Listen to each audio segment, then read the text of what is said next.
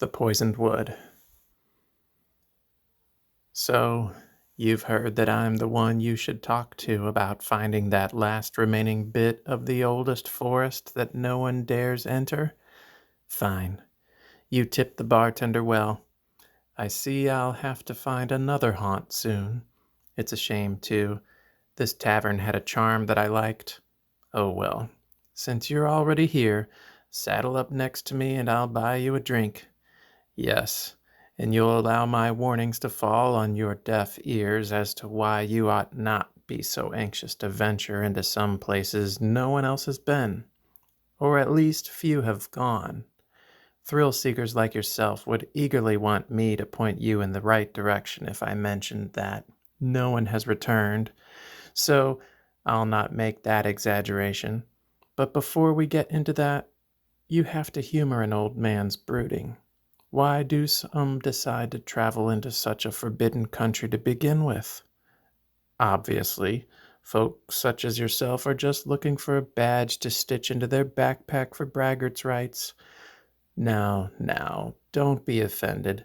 I'm not trying to insult you.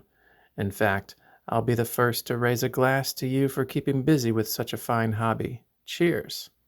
But you must know that there's a second type of traveler that simply falls into that predicament by accident. Perhaps they were lost hikers off the beaten path and stumbled into the wild unknowingly. This does happen. However, thrill seekers like yourself and the accidental thrill finders rarely get into the place I'm telling you about. There are 3 reasons why someone discovers the oldest forest in the world.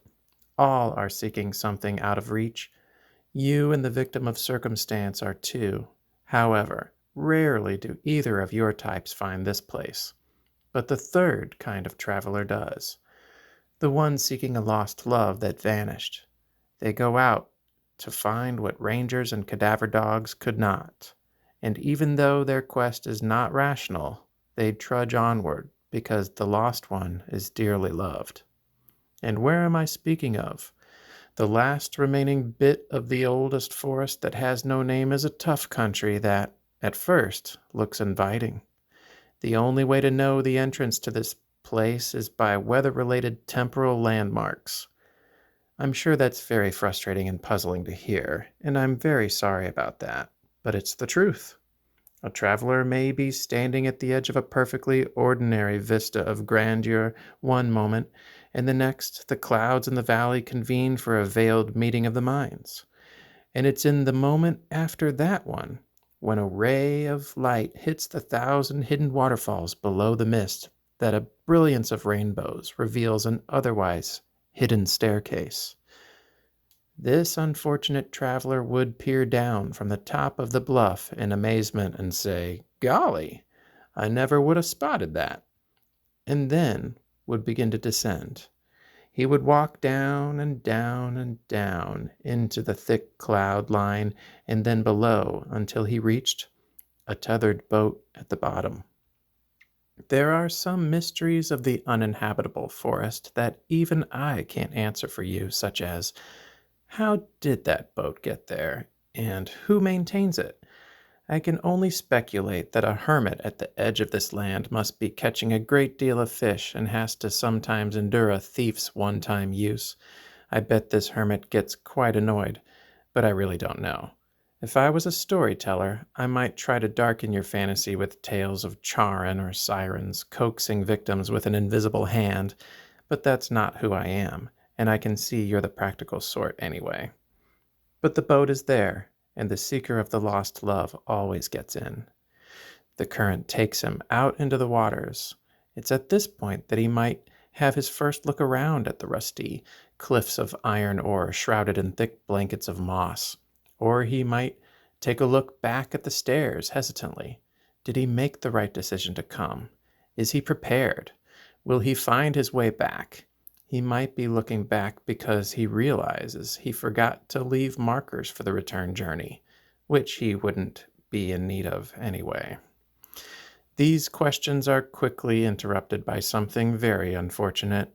A whirlpool out in the river takes the boat down and dashes it to pieces in the rapids.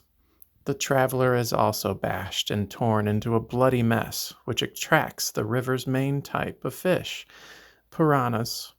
Finally, washed up on the shore, a very pathetic sight of a man lies unconscious until the next day.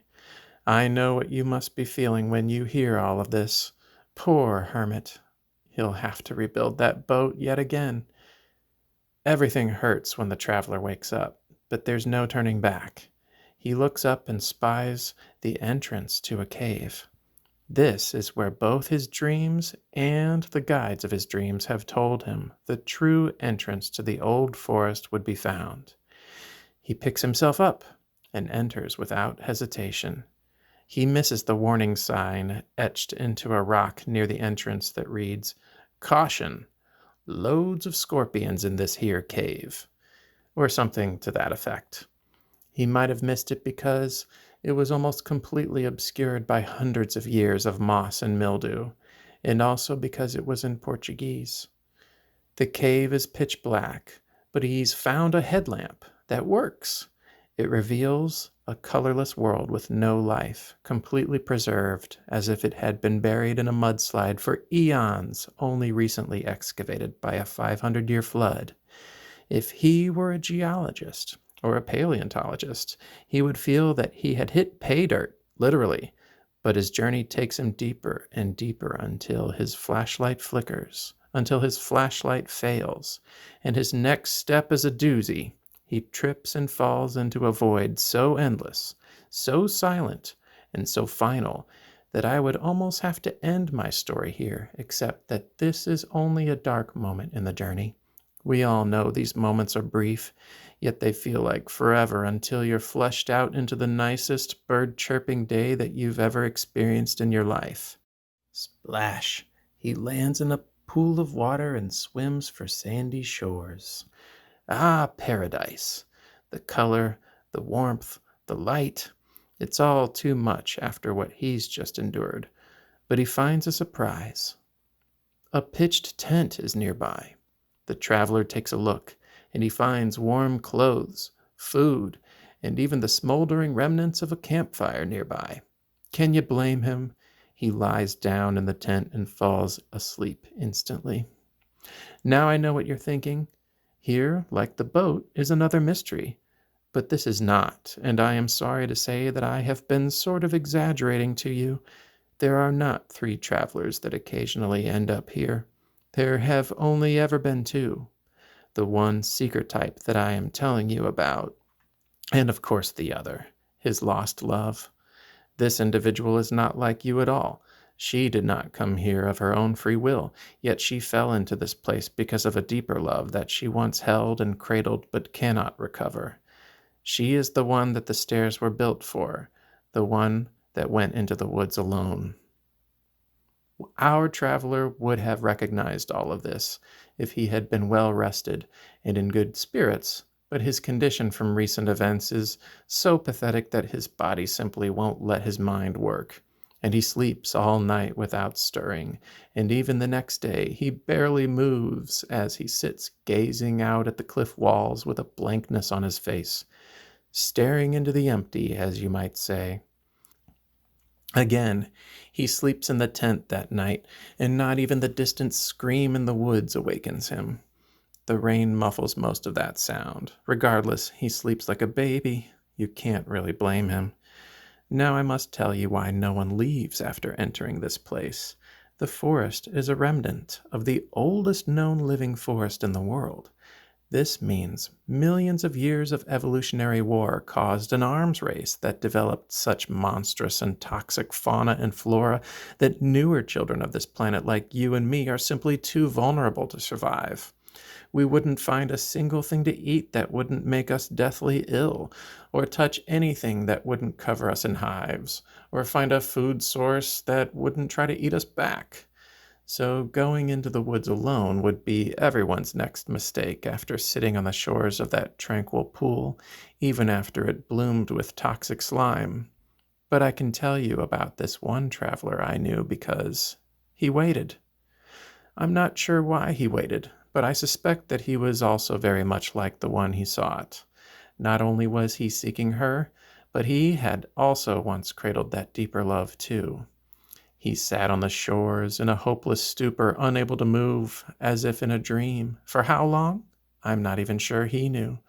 But I can tell you that it saved him from bounding off to his death. These woods require a guide, and finally, a guide flew over his head. Startled by the flutter of fiery wings, he looked up, and something in him felt compelled to follow the bird. Without hesitation, he walked into the woods after the bird as it repetitively fluttered and landed just ahead of him. The bird patiently led the man, and he followed without wavering. He kept on in this manner for miles into this forest, and the guide took him over and down the most treacherous of all places where even the trees can strangle a body like a boa constrictor. Speaking of which, just what was that red tint under the roots of that last tree? He shuddered to wonder, but he didn't look back. He didn't want to lose sight of his guide, and the guide seemed to know where to go, as if she had been a traveler in a past life once herself. Who knows?